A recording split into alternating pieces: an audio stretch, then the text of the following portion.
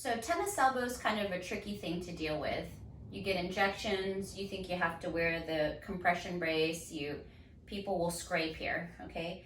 But if you've done all of that and you don't feel relief, or it persists, or it's not changing, or it keeps coming back, think about your joint, okay? So I'm gonna show this, and it may or may not be obvious in the video, but if I stand like this, if I just kind of rest my arms and try to keep it turned out, in my right arm versus left, the ability to turn open is less. It kind of rebounds a little bit more this way.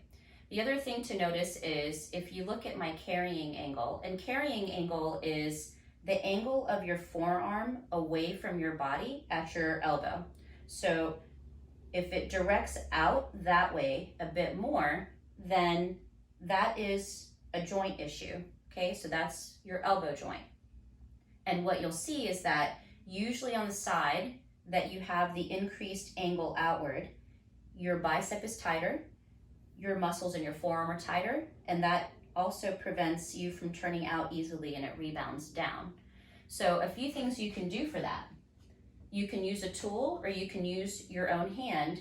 You can really work out the tone in your bicep. And all you have to do is kind of feel.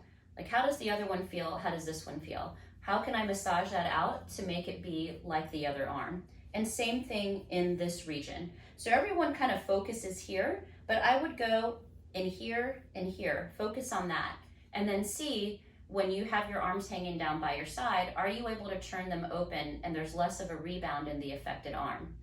Now, the other trick is, how do you mobilize your elbow? Because that increased carrying angle that way is going to perpetuate that stress there, and it can manifest on this side or this side.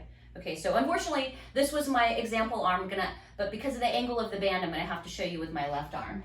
Okay, so after you've worked this loose, you're able to turn open better, it's sitting better. You can take a mobility band and you're going to put it below the crease of your elbow, okay? So where it bends, it has to go just below it. Now, I wouldn't recommend getting one this thick because I can hardly demonstrate this for you, but say this was my affected arm, which is this one. You're gonna keep your elbow by your body, okay? And the goal that you're gonna try to get is, can you touch your pinky to the side of your body and not let the upper part of your arm move that much, okay? So again, right below the crease, here's the strap, you're turned open, upper arm stays still, and you're gonna self-mobilize with your palm facing front to see if you can get that elbow to kind of shift or click or move a bit, so that when you're like this, after you've worked on this, and the joint, does your carrying angle look the same as your unaffected side and you don't have a rebound this way? Then you should notice a difference here. If that's not effective enough, then you should come in so that I can work those things loose and move your elbow joint, and then you can actually get long-term relief from tennis elbow.